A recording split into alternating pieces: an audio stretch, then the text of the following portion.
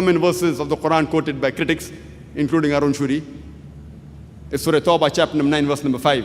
It says, wherever you find a kafir, into bracket, a non-Muslim, you kill them. The reply to this has been given by me when I came to Chennai last year on the topic jihad and terrorism. I don't reply it again. It's in context in a battlefield. When the enemies come to kill you, don't get scared, fight back. The context is there. I've discussed in several of my talks and question and session.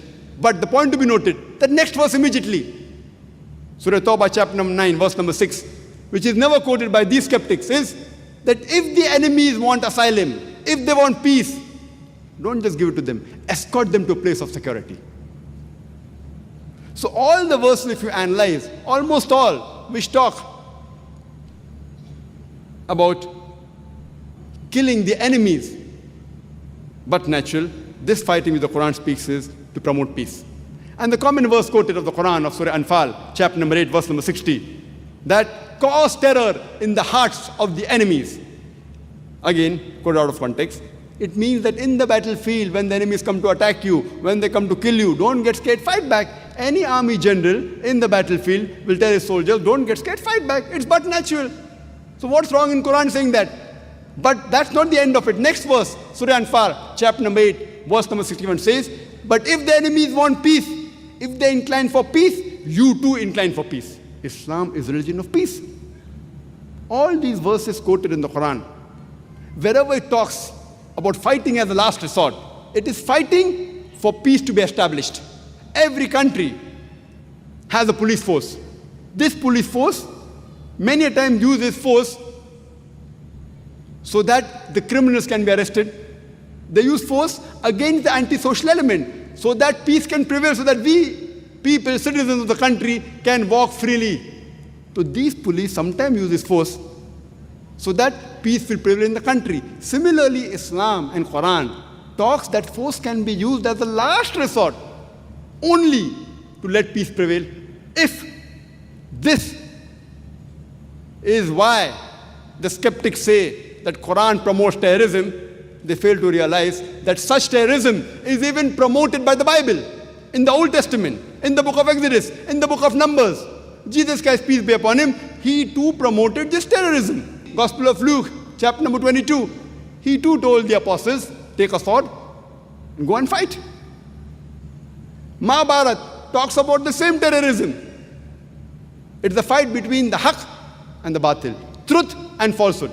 Bhagavad Gita, Shri Krishna, he gives advice to Arjun that why are you not fighting? Have you become important? Shri Krishna tells Arjun, if you don't fight, you shall not get paradise. This is a terrorism to promote peace, which is mentioned in almost all the major scriptures of the world. There are two types of terrorism. One is a positive terrorism to promote peace in the world. The other is terrorizing the innocent people, which we Muslims should never indulge. And Dr. Adam Pearson said that people who worry that one day nuclear weaponry will fall in the hands of the Arabs, they fail to realize that the Islamic bomb has already been dropped. It fell the day Prophet Muhammad, peace be upon him, was born. Islam, this religion, has the solution to the problems of humankind. And this last and final revelation of Almighty God has the solutions to the problems of mankind. Number one is that all the human beings should agree that our Creator is only one God. Only if we agree that the Creator of all the people, irrespective whether they live in America, in Canada, in UK, in India, in Saudi Arabia, our Creator is the same one Almighty God. This is the basic pillar for peace. Quran says in Surah Ma'idah, chapter number 5, verse number 32, that if anyone kills any human being, unless it be for murder or spreading mischief in the land, it is as though he has killed the whole of humanity. And if anyone saves an human being, it is as though he has saved the whole of humanity. Quran says, anyone, whether Muslim or non-Muslim, kills any other human being, whether Muslim or non-Muslim, unless it be for murder or for spreading mischief in the land, for spreading corruption, it is as though he has killed the whole of humanity. And if anyone saves a human being, whether it be a Muslim or non-Muslim, it is as though he has saved the whole of humanity. Allah says in the Quran that you should give charity. Every rich person who has a saving of more than the nisab level, 85 grams of gold, he should give 2.5% of that saving every lunar year in charity. It is called as zakat.